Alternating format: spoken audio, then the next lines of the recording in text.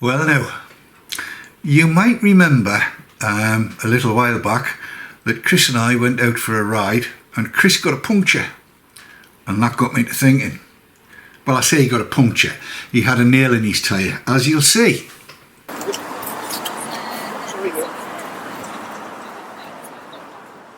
It is leaking like. It is? Yeah. It's through. Bubbling away there. That'll do there, perfect that. And it's bubbling because it's on it with a soap and water and it's bubbling away like. It's smooth.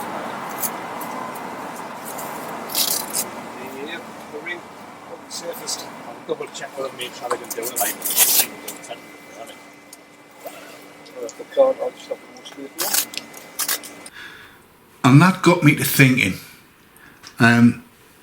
yes, I've got BMW assist, I've got that, but you can wait 3 hours for somebody to get there, and I really don't fancy that. So I thought, right, do something about it, David.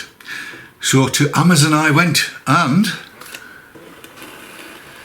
this arrived. It's the Airman Tour tyre inflator. But it's not just any Airman Tour tyre inflator. Let me show you what came in the box and what I added to what came in the box to make it more useful for me. I shall undo the various different straps and point out 1 or 2 things that maybe people don't know about the BMW R1250 GS and indeed the R1200 GS and various other bits and bobs of GS's. First thing is the CAN bus system that you have on a GS can be a little bit awkward in that this thing requires, well, it pulls, what is it, 10 amps. It says here, it pulls 10 amps at 120 watts at 12 volts. Well, of course, the CAN bus system on the 12 volt outlet on the front of the GS won't let you pull 10 amps, so that won't work yet.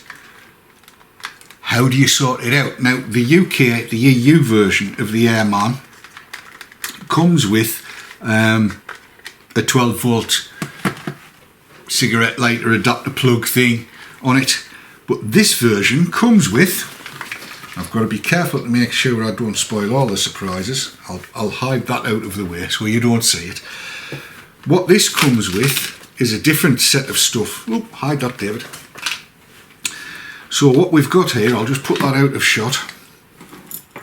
On the end of the lead for the Airman itself, we have this, which is a specific kind of connector that folks who have used battery tenders will be very well aware of.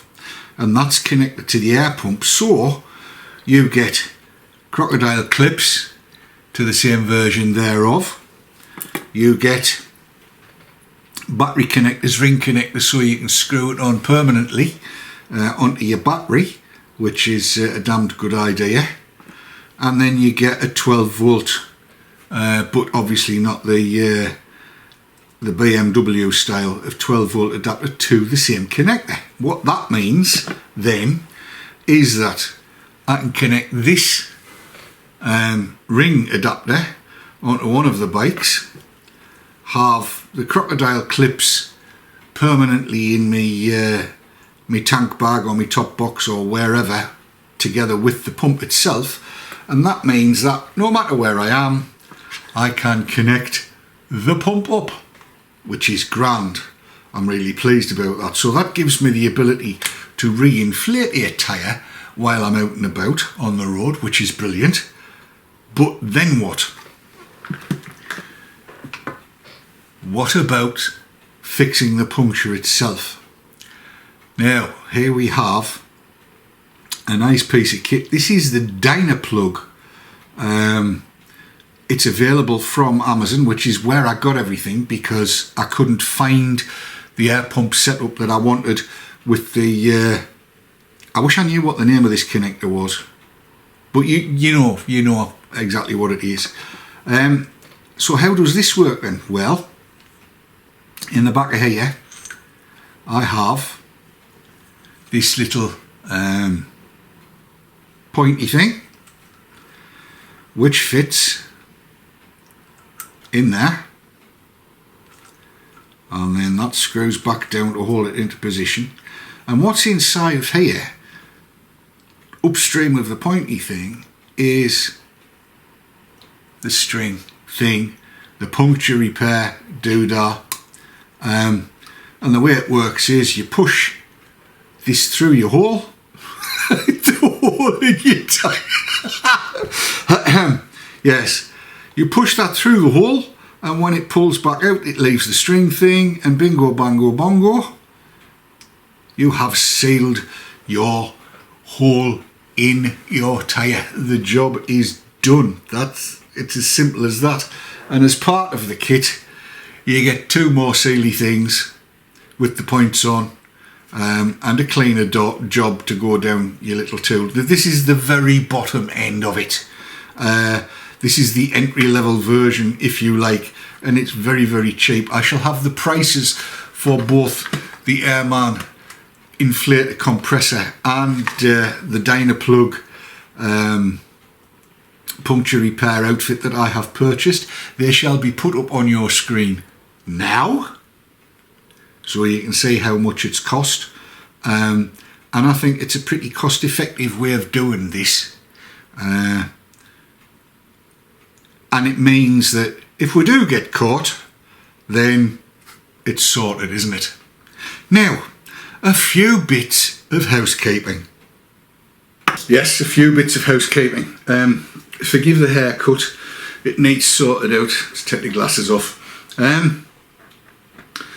Those of you that have been following the IAM series may have been disappointed to note that I didn't get to film either the pre-test or the actual test. This was at the request of my local club.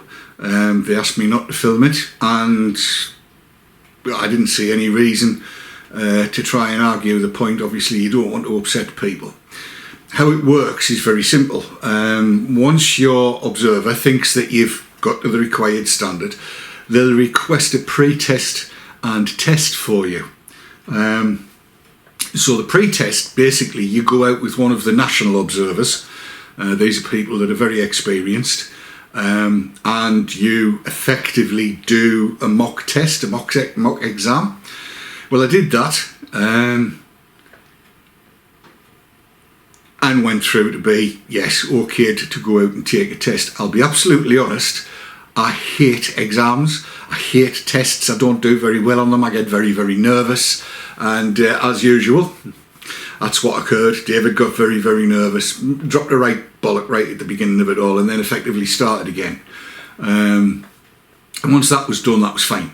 And thank you, Chris, for the pre-test. It was, yeah, so that got set forward to do the test, and then I sat and waited for the test to come, and came on a Wednesday, right in the middle of absolutely horrible weather. The day dawned, freezing cold, there was ice, there was wet, there was wind, it was just not nice. My test was on the afternoon, and you'll be pleased to hear I passed. There's the certificate. I didn't just pass, I passed with a first, and I was very, very pleased about that. And it's testament to my observer Keith Barton, who did an absolutely cracking job of making sure that I learned how to do what I'm supposed to do correctly.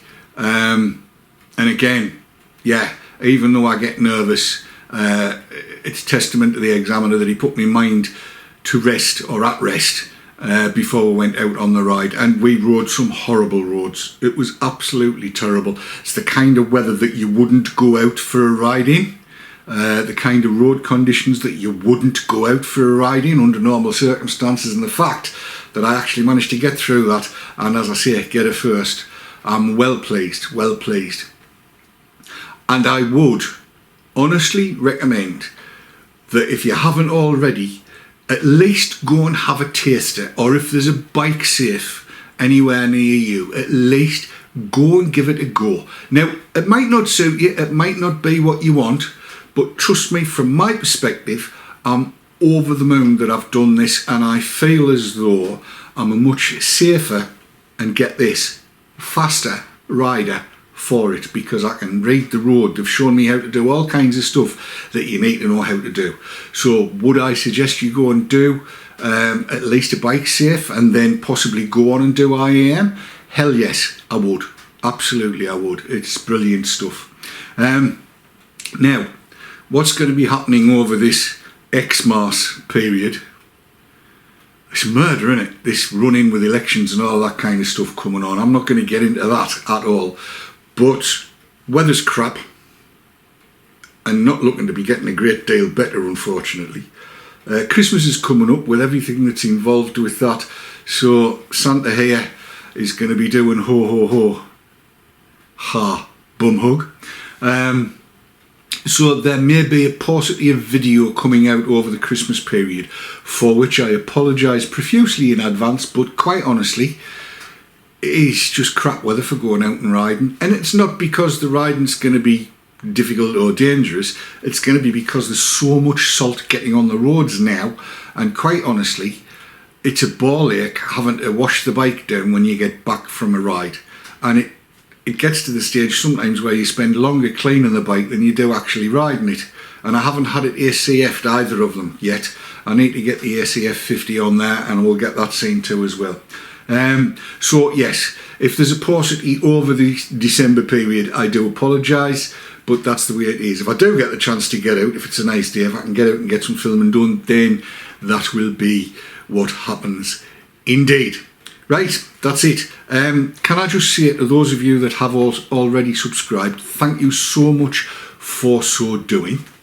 A request, would you care to share with your friends, people you know, maybe people you don't know? Share that on your social media, please. That would be lovely. Can I say thank you as well for tuning in and watching over the period of the last however long. And if you haven't subscribed, would you please like to consider so doing? And if you want to leave comments down below and leave thumbs ups and thumbs downs, whichever.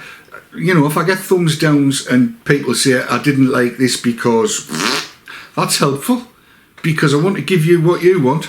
Anyway, there you go. Thank you for watching. I'll see you on the next video. Until then, keep the shiny side up and the rubber side down, and I'll see you anon. Until then, bye bye now.